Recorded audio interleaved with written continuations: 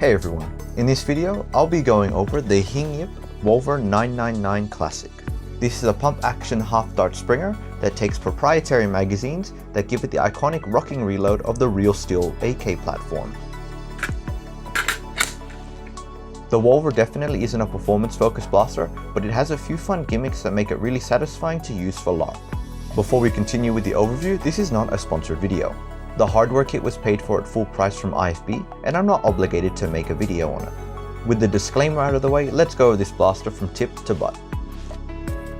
Starting at the front, I have the standard Wolver B-Car.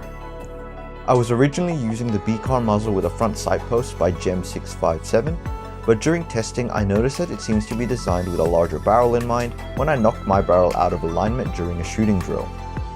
I have a custom handguard to replicate an AK-12 instead of the more classic style handguard that comes stock with the Wolver. My design also removes the ability to have a side priming handle, which is present in the default handguard.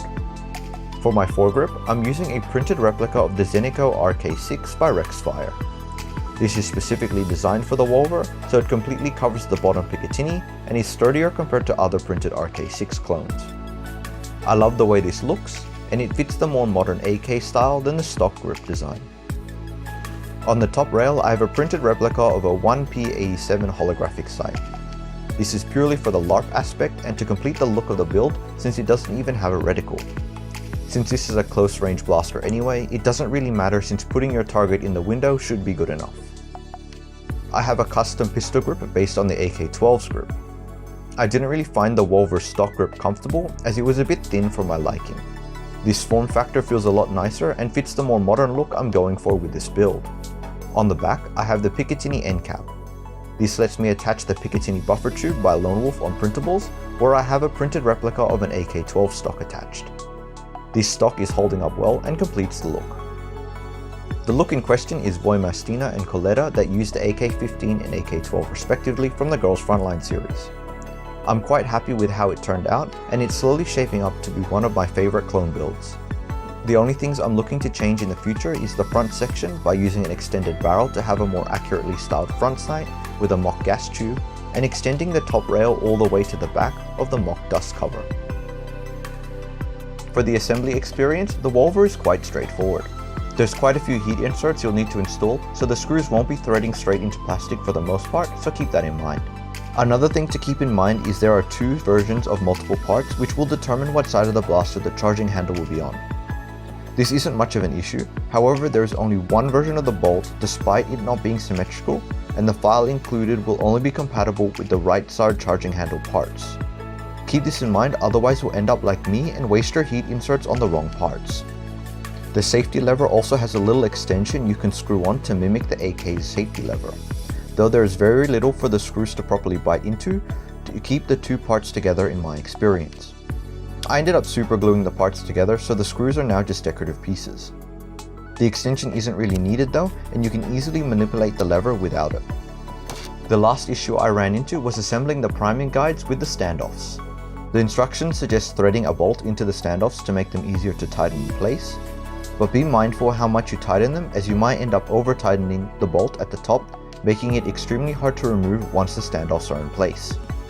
There are some options you'll get for customization when assembling the blaster. The first is a choice between the B-Car or a plain muzzle. If you choose the plain muzzle, make sure it's screwed on tight, otherwise there won't be enough tension on the barrel and it can be knocked out of place. Unlike other designs that use collet systems, the Wolver just compresses an O-ring with a threaded muzzle to increase friction on the barrel to keep it in place. If the O-ring isn't compressed enough, your barrel can shift unexpectedly. The other option is two choices of backplate. The main option is the foldable wire stock, which locks into place on the side. Most other builds I've seen online choose this option since it's a no-fuss stock option built into the blaster. The other option is the Picatinny backplate, which lets you attach your own Picatinny stocks to the blaster. Aside from the blaster, you will also need to assemble the proprietary magazines. The Piggy Foam kit from IFB comes with 3 magazine springs, while the kit direct from Hing-Yip only comes with 1 spring. You have the option of 15-round magazines or 18-round magazines, and the springs will fit in both without cutting or any sort of modification. The front latch and base plates are also shared between the two sizes. If you watched my gameplay video with the Wolver, You might remember the clip where the magazine spring gets tangled and causes all the darts to fall out. This wasn't a spring included with the hardware kit and was a spring I salvaged from an 18 round Talon. 18 round Talons are very prone to jamming in my experience, so I wasn't too surprised about it happening when I transferred it to the Wolver mag. But the actual magazine springs included in the Wolver hardware kit are solid and have given me no issues in the 18 round or 15 round magazine shells. I originally planned on running the 18 rounders, but due to the spring tangling issue, I can only reliably hold 15 darts in them anyway, and the extra length makes them a bit awkward in gear, so I might swap over to running the 15 rounders in the future. To load the Wolver, line up the front lip of the mag with the front of the magwell at an angle, and then rock it back so it locks into place. Disengage the safety by moving the safety lever to the lower position, which lets you use the blaster like any other pump action springer. The safety mechanism will prevent you from fully priming the blaster, so make sure it's disengaged before priming. If you can overpower the safety by pulling the trigger or the safety engages itself while the lever is down, it usually means that the screw is too loose. Once again, the Wolver uses proprietary magazines and is not compatible with any other magazine designs. There is a printed adapter for Talons to make them compatible with the Wolver, however it isn't like a magwell adapter and will instead need to be attached to individual Talons. You are also limited with the number of foregrips you can use because of the mag rocking feature. Longer grips can block the mag from either locking into place or being removed from the magwell. Make sure to account for some clearance for the mag to rock, as some grips can have enough space in the forward position but still block the mag in the rear position. Bridging into performance, I've also noticed the spring doesn't seem to fit properly in the blaster. The Piggy Foam hardware kit includes its own spring that is advertised to hit 150 FPS. With my current setup, I was hitting an average of 120 with a high of 138 and a low of 112. This is kind of surprising, as all the other blasters I've pronied that come from Singapore have always hit numbers higher than advertised here in Sydney. It's also disappointing that while the blaster is hitting relatively low and inconsistent numbers, the prime is somewhat stiff for its performance and it can get uncomfortable during prolonged use. I'm not saying it's like OG 20kg long shot hard, but considering how far blaster designs have come, 120 FPS should have a really light and easy prime. It seems like the spring isn't properly sized for the blaster, as you can hear it binding on the sear while priming. This isn't something I've encountered with many new blasters, but I hope the microphone can pick up the sound.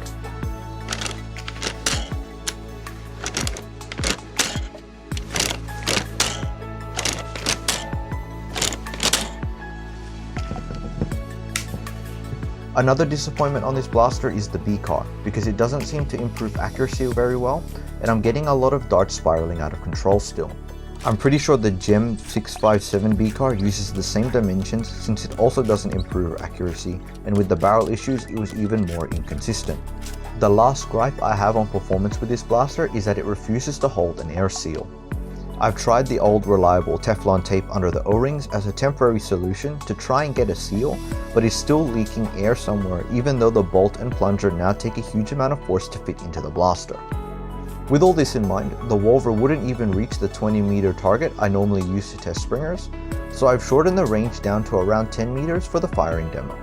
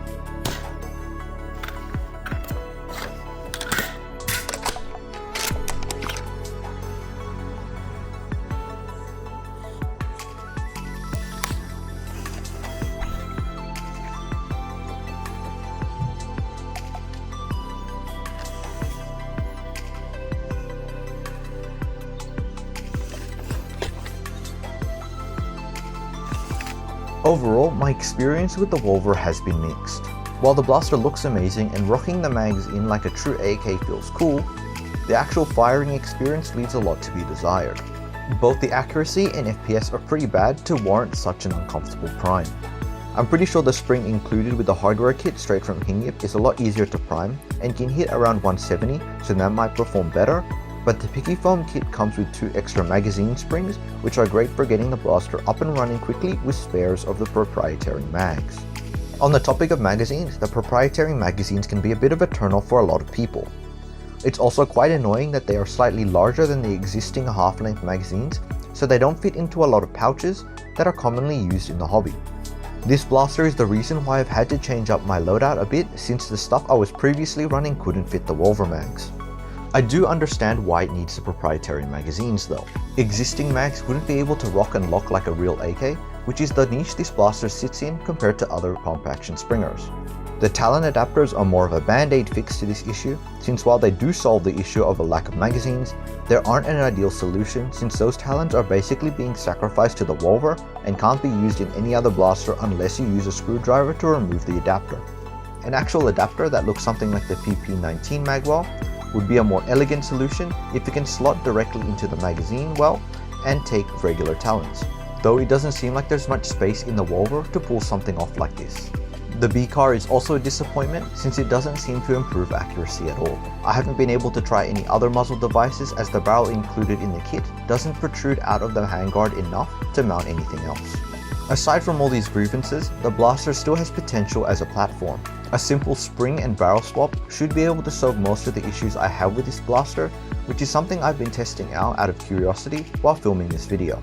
It definitely delivers on the lock feel of an AK, which justifies picking it up over other springers. I might revisit the Wolver sometime in the future after trying out some other setups and catching up on the backlog of other blaster projects I need to cover. Now, do I recommend the Wolver? Performance-minded players will probably want to look elsewhere, since the proprietary mags likely won't work without a refresh to your gear setups, and it doesn't hit the super high FPS numbers or have the ability to really reach them. There is an EX kit that has an extended barrel and a solid stock that allows the Wolver to take longer springs, though I haven't tested that kit myself, nor know how much it improves performance. I definitely wouldn't recommend this blaster for beginner players, as the proprietary mags are a bad initial investment, and the blaster doesn't have much versatility to reach different FPS caps. There are much better options out there for new players, but if you're prioritizing fun factor over performance, this blaster definitely has that going for it. Of course, for those who've been wanting an AK style blaster, nothing comes close to that dream than the Wolver. Flicking the safety lever and rocking the mags into place gives a big dopamine hit that feels fresh compared to existing springers. If you want a Wolver of your own, the Piggy Foam hardware kits are sold through IFB Singapore, or the standard official kits can be purchased directly from Hing-Yip, or fittingly AK Blaster Mod. Well, that's it for the Wolver. Thanks for watching, like, comment, subscribe, and I'll see you next time.